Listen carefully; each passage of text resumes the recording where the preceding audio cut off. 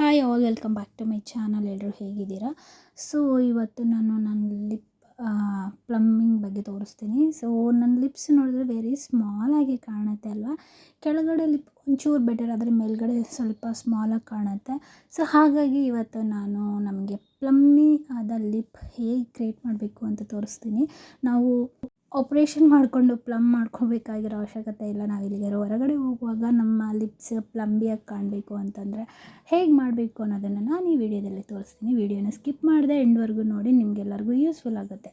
First ನಮ್ಮ lips darkness ಏನಾದರೂ ಇರುತ್ತಲ್ವಾ, ಸೊ ಅದನ್ನು ಈವೆನ್ ಮಾಡೋಕ್ಕೊಳ್ಳೋಗೋಸ್ಕರ ನಮ್ಮ ಹತ್ರ ಯಾವುದೇ ಫೌಂಡೇಶನ್ ಅವೈಲೇಬಲ್ ಇದ್ದರೆ ಆ ಫೌಂಡೇಶನ್ನ ನಾವು ಅಪ್ಲೈ ಮಾಡ್ಕೋಬೇಕು. ಆ್ಯಂಡ್ ನಾನು ಇಲ್ಲಿ ಸ್ಟಿಕ್ ಫೌಂಡೇಶನ್ ಯೂಸ್ ಮಾಡಿ ಪಿಂಕ್ ಲಿಪ್ಸ್ಟಿಕ್ ಯೂಸ್ ಮಾಡಿದೆ.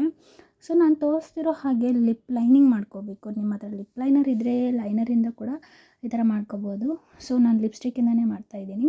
ಸೊ ಸ್ವಲ್ಪ ಅಂದರೆ ನಮ್ಮ ಲಿಪ್ ಎಡ್ಜ್ ಲೈನ್ ಎಲ್ಲಿ ಇರುತ್ತಲ್ವ, ಅದಕ್ಕಿಂತ ಒಂಚೂರು ಒಂದು ಸ್ಮಾಲ್ ಪಾಯಿಂಟಷ್ಟು ಮೇಲೇ ನಾವು ಲಿಪ್ ಲೈನಿಂಗ್ ಅನ್ನೋದು ಮಾಡ್ಕೋಬೇಕು. ನಂತರ ಈ ಥರ ಕೈಯಿಂದನೇ ಸ್ಪ್ರೆಡ್ ಮಾಡ್ಕೋತಾ ಇದ್ದೀನಿ. ನೀವು ಬೇಕಿದ್ರೆ ಇಯರ್ಬಡ್ ಇರುತ್ತಲ್ವ, ಅದರಿಂದ ಕೂಡ ಸ್ಪ್ರೆಡ್ ಮಾಡ್ಕೋಬೋದು.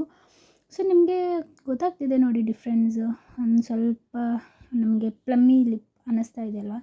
ಆ್ಯಂಡ್ ಈ ಥರ ಪಿಂಕ್ ಲೈಟ್ ಶೇಡ್ ಇದೆ ನನ್ನ ಹತ್ರ. ಸೊ ಆ ಲಿಪ್ಸ್ಟಿಕ್ಕನ್ನು ನಾನು ಮತ್ತು ಸೆಕೆಂಡ್ ಲೇಯರಾಗಿ ಯೂಸ್ ಮಾಡ್ತಾಯಿದ್ದೀನಿ, ಓನ್ಲಿ ನಮ್ಮ ಲಿಪ್ ಮಿಡಲಲ್ಲಿ ಮಾತ್ರ. ಆ್ಯಂಡ್ ಎಲ್ಲ ಕಡೆ ಸುಮ್ಮನೆ ಕೈಯಿಂದ ಸ್ಪ್ರೆಡ್ ಮಾಡ್ಕೊತಾ ಇದ್ದೀನಿ. ಸೊ 2 ಶೇಡ್ಸ್ ಲಿಪ್ಸ್ಟಿಕ್ ತುಂಬ ಚೆನ್ನಾಗಿ ಕಾಣುತ್ತೆ ಆ್ಯಂಡ್ ಒಂಥರ ಗ್ಲಾಸಿಯಾಗಿ ಕ್ಯೂಟಾಗಿ ಕಾಣುತ್ತೆ. ಆ್ಯಂಡ್ ನೀವು ವ್ಯತ್ಯಾಸ ನೋಡಿ, ಒಂಚೂರು ನಮಗೆ ಲಿಪ್ ಪ್ಲಮ್ಮಿಯಾಗಿ ಕಾಣ್ತಾ ಇದೆ. ಹತ್ತಿರದಿಂದ ತೋರಿಸ್ತೀನಿ ನೋಡಿ, ಎಷ್ಟು ಚೆನ್ನಾಗಿ ಪ್ಲಮ್ಮಿಯಾಗಿ ಕ್ಯೂಟಾಗಿ ಚೆನ್ನಾಗಿ ಕಾಣ್ತಾ ಇದೆ ಅಲ್ವಾ?